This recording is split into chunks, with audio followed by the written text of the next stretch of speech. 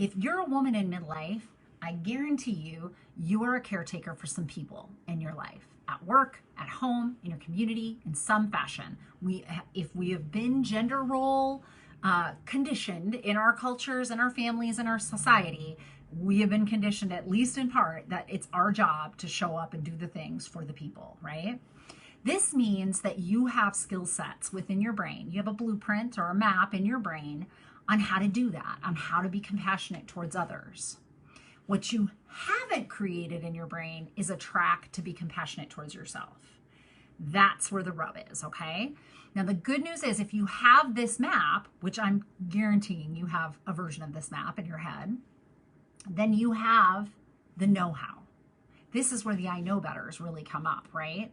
You have the know-how on how to be kind and understanding and set boundaries and, take care of yourself. What you don't have the know-how for is how to do that towards yourself sometimes. And truth be told, it's because we're not taught to, right? Women are not sat down, or little girls are not sat down and told how to care for themselves. They're told, hey, you're nurturing, you're a caretaker, you can help other people. But they're not taught, like, here's how to show up for yourself and be really kind and understanding that you just made a mistake and don't worry about it. That is not often what we're taught early on in life. And so the blueprint we have is usually for others. But the good news is if you've got the blueprint in your neurology, you've got that map.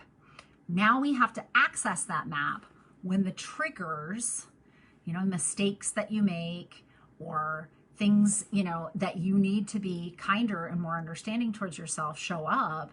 We have to know when that trigger goes off how to wire it to over here. And that's what I do with the online courses. And that's what I do with the group coaching, is really kind of teach you how to rewire your brain so you can use the resource you've already got. So this is not for wimps, because this takes effort.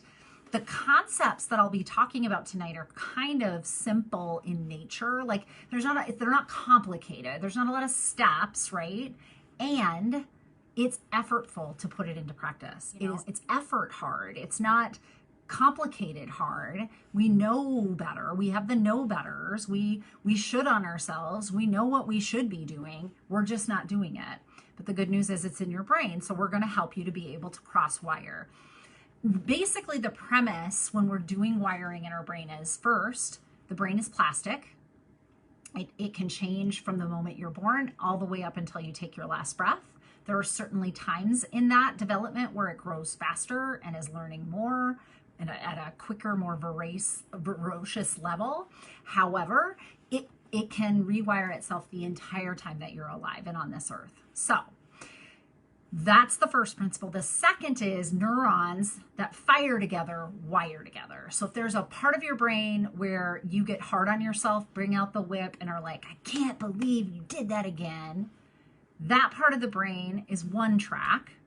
The part of the brain that does compassion, like, oh, honey, of course you would make that mistake. Like, that's the only thing you've ever been shown in your life. So what other way would you have known to do this? That's in a different track. If we can get them to fire together, they will begin to do the work of wiring together. And then what happens is when this one goes off and I start to get hard on myself, this one goes off. And even though this is a highway, maybe an interstate, and this is like a little dirt road, maybe just grass that's laying down, eventually this one gets a little bit stronger and I am able to wire that together and show up differently for myself. So not for wimps, guys. Now, how to be self-compassionate really is about that personal training for the brain. So I want you to be thinking right now of things that are on that track of self-critique. Where am I hardest on myself? Maybe it's at work. Maybe you're really holding yourself accountable to doing a job better, faster, more efficient than everybody else in the staff or whatever. I know for me, early in my career as a therapist, I worked harder than some of my clients. Like, I felt responsible for them getting better. And I kind of broke the cardinal rule of therapy, which is you do the work. I assist, but you do the work. I can't do it for you. And I kind of got it in my head in some way that if they were not succeeding, that was a failure on my part and not necessarily about the effort and engagement on their part. And I got burned out. Like this, it's a recipe for disaster as a therapist when you do this. But this is a really great example of how at work, this track of self-critique was taking over and I had no compassion for myself. I was not kind to myself. The things I said in my head, I would never say to other people. I know you know what I'm talking about. I was not kind. I was not understanding. I was not putting it into the context of, hey, there's a bigger thing happening here. This person may not know how to engage in the work for themselves. This person, might not want to do that right now. This person might feel like it's dangerous to change things in their life. So this is not a reflection on me, therapist. This is just where they're at, and I got to meet them where they're at. So over time, I was able to rewire that with good clinical supervisors and consultation groups like, Natalie, this is not your work, this is their work, so let me help you. Be compassionate to yourself. I was able to wire that together. Now, 2 decades in, I'm not worried. If they're frustrated and they haven't, been able to see change, and they say to me, I actually had somebody today, I had a full caseload today, and I had somebody say to me today, like, I must be really frustrating you. And I'm like, no, I get paid the same either way. Like, I am here. I am your biggest fan. I am ready to support you whenever you are ready to do that stuff for yourself. And it sounds like you're frustrated because there's parts of you that want to do it and parts of you that don't. And then we went from there. But this is, no longer does the old self-critic show up in that. Now, a very self-compassionate and understanding side of me knows, like, this is not my stuff. This is their stuff. And I can use that in the therapy with them. Reminder, what we do in masterclass, not therapy, all psychoeducation, and psychoeducation from a clinical psychologist with a doctorate. So it's high caliber stuff that we're talking about, changing how you think about all of this. So not for wince, self-compassion. Also, it's all about remapping out the brain and wiring things together. So last night I left you with this story to navigate through building self-awareness. And I'm going to pick up where I left off because this story in my life, I think, is such a pivotal example of this kind of wiring and how effortful it can be. And it's not intuitive, and it's not what came to me at first. I wanted to beat myself up. So the story I shared, if you didn't hear last night, and you can go over, because this Take Back Your Life Masterclass Facebook group will have all 5 of these masterclasses by the end of the week, up until October 31st. So listen to them like a podcast, watch them later, send them to your friends, whatever, and to whoever you think that this would be valuable for. So my example last night was, when I divorced, my second divorce, I was moving, obviously, dissolving things and all that stuff. Not a great time. I don't know if you've been through a breakup or a divorce, but these are not your best moments, right? So not a great time for me. My son decided that was the time when he wanted to move in with his dad. Now, backstory is 2 years before he had started those conversations with his dad and I, and that was the trajectory. Like, we were all on the same page, and I went to therapy. Like, I did lots of therapy about this particular issue because I knew it was going to hit me like a ton of bricks. So here I am at this really not so great time, feeling pretty vulnerable. That's when he's choosing to do this. Really good decision on his part. Really great decision, honestly, on his part. All the prep work had been done, not a problem, and hit me like a ton of bricks.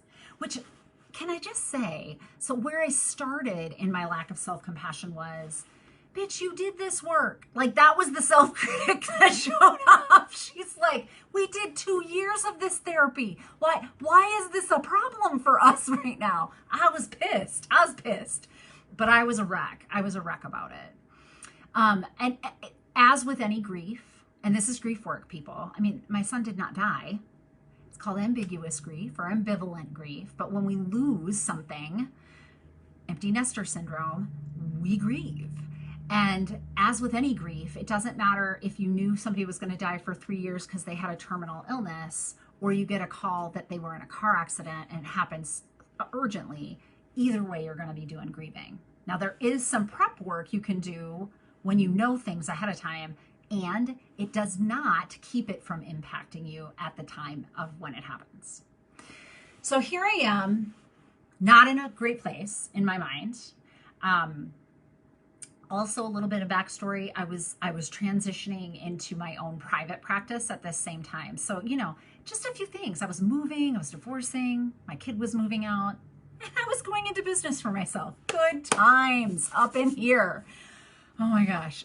In hindsight, probably wouldn't have done all those things at the same time. However, did anyway. And so this is where my mind was. Like, I so many things, right? So early on, when he was living with his dad, he must have been about, I think he was like 15-ish. I took him out to lunch and he said, "So what's up, Mom?" And I'm like, "What, honey? What's up?" And he says to me, "It's been 2 weeks since I heard from you. Like, I haven't talked to you in 2 weeks." Like, my stomach dropped. I mean, you know those like movie moments where everything slows down? That's how I felt. Like, I was like, oh snap. I can't believe that just happened. I can't believe it. That I went for 2 weeks and I didn't notice it. So yesterday when I was giving you this example, this clearly was me fighting against myself during a time when everything seemed in upheaval.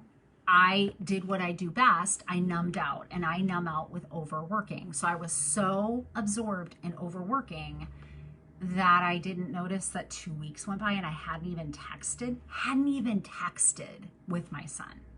And it is not the 15-year-old's responsibility to text the parent, just saying. It is my responsibility. I'm a clinical psychologist, for crying out loud, and I missed the boat big time. Like, this was a huge mistake on my part. And during a really difficult time in my life, kind of understandable, right? Like, now that I sit here years later, super understandable. At the moment, what it triggered was that self-critical part of me. How could you do this? I thought you were a good mom, Natalie. What the hell? Like, you are so selfish. You were so self-consumed that you were just working all the time and you didn't even notice that you didn't text him. And no wonder he wants to live with his dad. You're a piece of crap. Like, again, saying all the meanest stuff you would never say to anybody, ever. You're saying in your head. The mean girl in your head, girl, she's a beast, and she really will lay into you. And that's one track of your brain. And let's talk about that track. We talked about it a little bit yesterday, but what is this track? This is actually the fight, flight, freeze track. And here's why, okay? When we find out that we did some big faux pas, some big mistake, we feel threatened, right? And depending on what threat, and with like being a mom, like, that's one of the biggest threats. If I'm a bad mom, that's one of the biggest threats I can think of, right? Plus, I was already under duress with other things. If we perceive it as a threat, and if it's tied to anything from our history that's a big threat, it just gets bigger. Our fight, flight, freeze system goes off, and we go to self-criticism as our fight. What we're trying to do internally is shame ourselves out of being a dumbass, if I'm being real with you. Shaming is a phenomenon that shows up in communities, and it has forever, since humans were humans. And really what it is at its core level, like, I'm not talking about Brene Brown shame and shame resiliency. What I'm talking about is just kind of what are the mechanisms of the survival strategy of why shame across time would be something that we continue to do. Here's why. We can't live by ourselves. The lions, tigers, and bears would have eaten us and we'd have been done. Like, we're not wired to live alone. We're wired to live in community. So shame is kind of a way a group pulls you back in to the group's rules, right? So you'll be safe. And this is why decade after decade, century after century, millennia after millennia, we are still doing this. The self-critic is the internalized version of that. So I just went outside the being a good mom realm. I'm in danger and I need to pull myself back in. So the automatic wired response is fight, flight, freeze. And in this particular case, when you're criticizing yourself, it's fighting. I'm fighting with me. I'm yelling at me. I'm mad at me. You better get your shit together, or, right? So when that goes off, remember, as we talked last night, this goes off. So the frontal lobe, your thinking, your reasoning, your understanding, where you keep all of the information about the fact that you're having a crappy life right now. And so it's understandable that a big mistake just showed up. I mean, obviously you're under duress. None of that is online, and you're just in self-critic mode. It's really helpful to have these stories that we've put together for ourselves that tell us why we do what we do when we do it. And when we notice self-critics show up, it should be a ding, ding, ding, ding, ding. I call them rumble strips, like on the side of the highway. You kind of go off, oh, I better get back on the highway. Like, that is fight, flight, freeze. Why am I threatened? Getting curious in that moment. Why? Why am I being this mean to myself? Because I'm not threatened, although I might have felt like my relationship with my kid was threatened. I also am a psychologist, so if I can get enough space, I know all ruptures can be repaired, and ruptures that are repaired create strength and bonds in your relationship. So it's just another opportunity for me to get closer to my kiddo. That being said, still self-critic, right? Now, I was at a place, it was a difficult time in my life, but I was at a place where I was doing some pretty hefty lifting in the work that I was doing, in part because of all the stuff that was going on in my life, but also just kind of in my own journey. By the way, therapists see therapists. Did you know? And anybody could benefit from therapy. Anybody can. You do not have to be a wreck to do that, or to educate yourself like I'm doing in these master classes. It's helpful to anybody.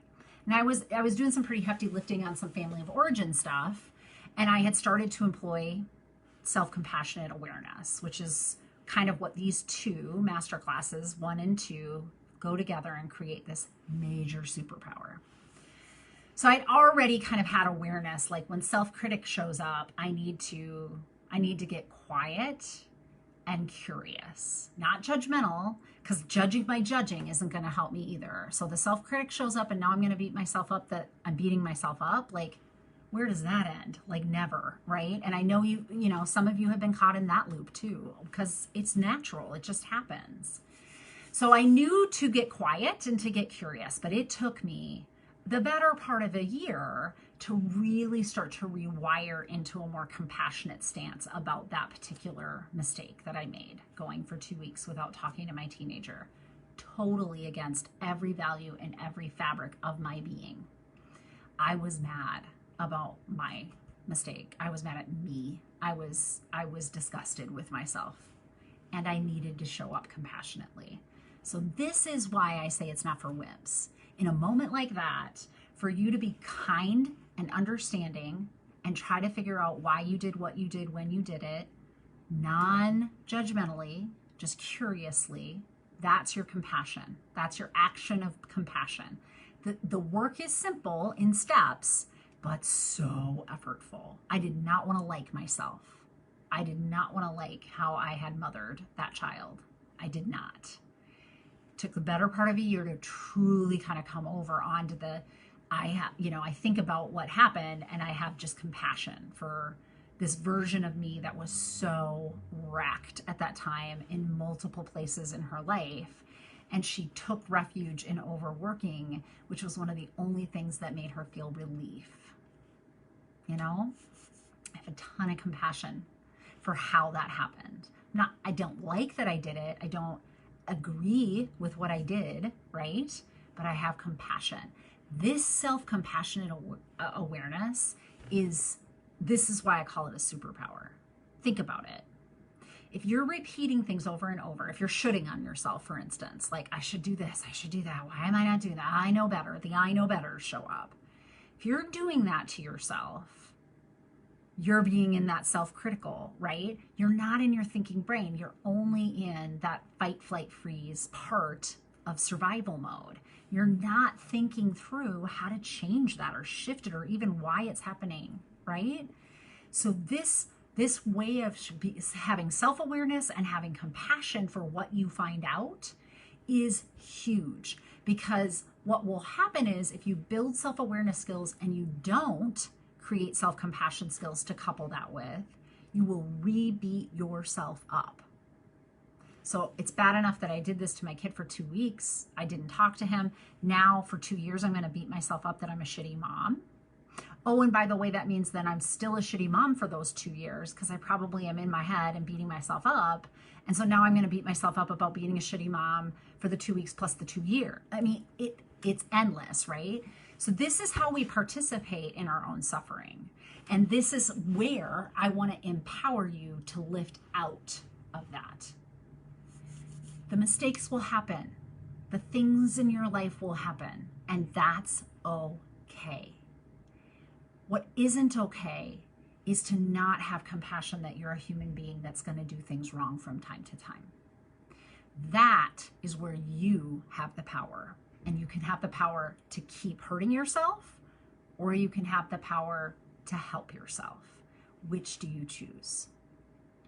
This stuff is so powerful.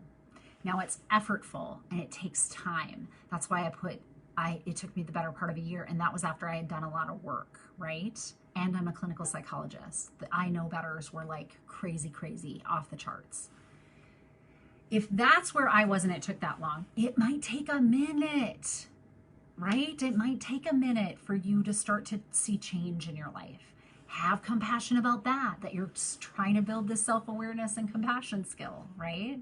But the reason I put this first in the master classes first, and in my online series and in the group coaching, the reason I stack these two first is you cannot do any of the rest of the work without those two. If you don't know what is happening, if it's in your unawareness and you have no idea why you do what you do when you're doing it, how are you going to change it? You're not. And if you're unkind to yourself and you beat yourself up about it, you will just go right back to doing it again, because you won't be able to get out of that cycle. So without these two, no other work can happen. And this is why this is where we begin. Now, I want you to think about, like, ultimately the goal here in Learn to Love Your Story is for you to love all parts of your story. Not like them, love them, understand them, have kindness towards them, right? In order to do this work, you've got to commit to these two things. And if you're not ready to commit to these two things, totally okay. Totally okay. Then the work isn't here for you, right? Keep following learntoloveyourstory.com. Keep seeing the vlogs when I have vlogs, but don't push yourself to be in any way upset about, like, I'm just not ready to do it. Like, I don't want to be loving the fact that I went for 2 weeks without talking. Okay, then that's where you are. Start where you are. Don't worry about it. But if you're not ready for self-compassionate awareness, totally okay. Just keep following me on Learn to Love Your Story. Do the little bits of tips that I do. Keep learning about why this might be a good concept, because this is clearly something that I bring up over and over and over. And when you're ready, and we're here for you, right?